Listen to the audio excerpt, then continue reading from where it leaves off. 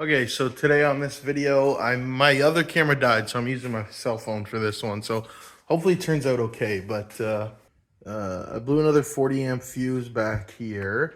So what we're gonna do is it's time to get the second battery installed. So just to make this a lot easier, we're gonna just pull the entire bed off. Got the bed off of the side-by-side. So now I can actually get started on the battery and how I'm gonna lay everything out. So okay, so we have a couple things. So we got the second battery that I'm going to be running all the accessories on.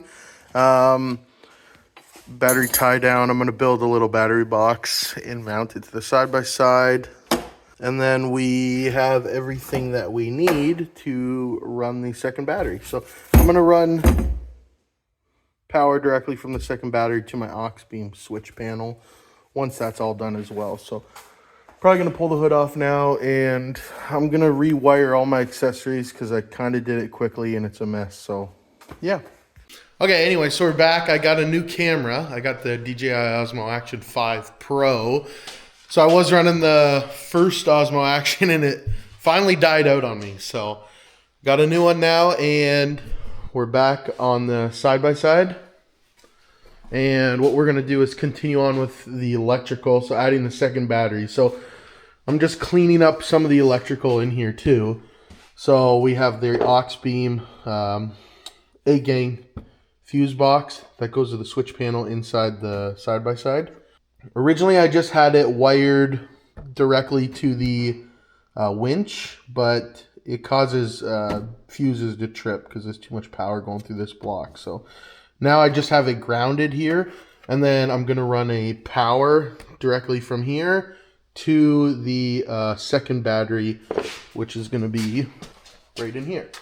So that's where our second battery is going to be. So I'm going to build a little tray out of some angle iron, and that's where it's going to go.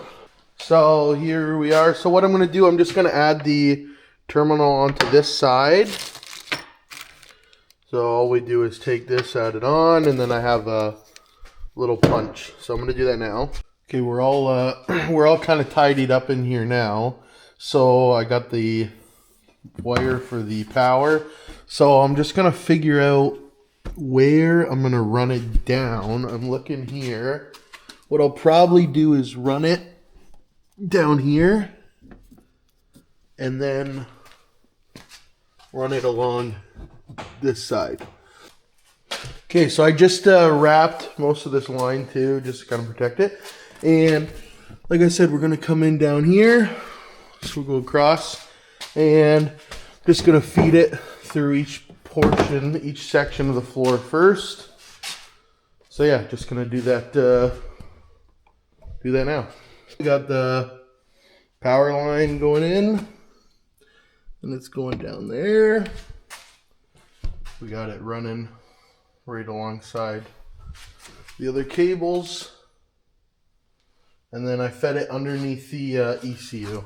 And then what we'll do is we'll get working on mounting the actual battery in here. So this is kind of where we're at right now. So I got the battery wire. This is where the battery's gonna be. And I'm running all my accessories right now. So now I'm just gonna get my rock lights wired into the exact same spot. And then we're gonna come down. Kind of can't really see here, but we're gonna follow my battery line all the way up to the front, up here, and into the AuxBeam box. I got all the wires ready to go now. So here's where we're at. So I got my loom. And now we're just gonna feed it in and all the way up.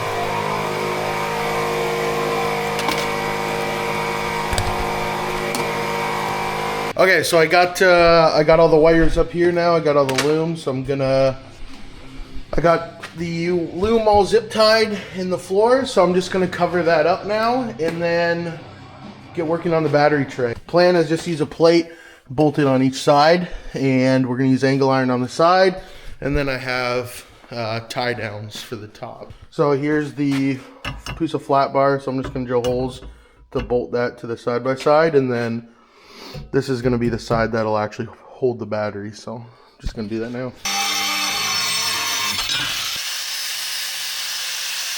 to piece of angle iron that I'm going to weld on the back.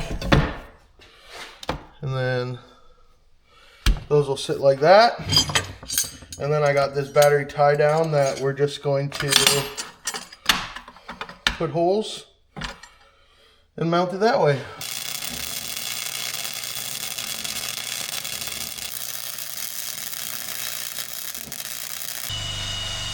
Okay, so I'm finally done the second battery, and I didn't film all the wiring because I had a mad scramble.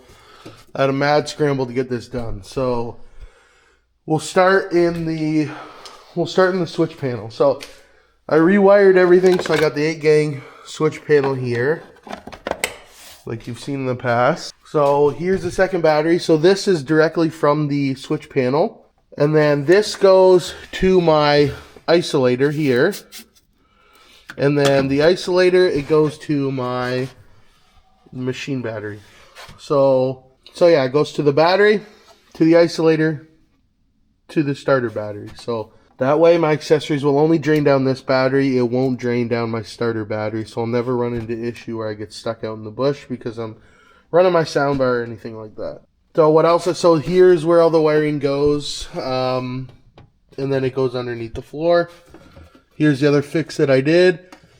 On the Uforce 1000XL, the 40 amp fuse blows. So I got a 40 amp breaker in, and that fixes that problem.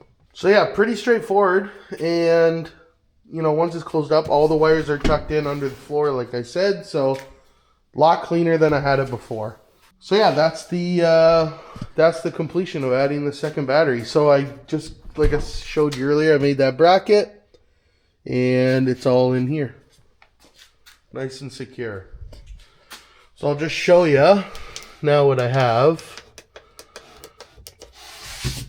Now it's completely full. All my accessories. So we got the rock lights, front light bar, the side pod lights, the main light bar. Jesus, it's bright. I now have these lights that I put on the side of the doors that I built.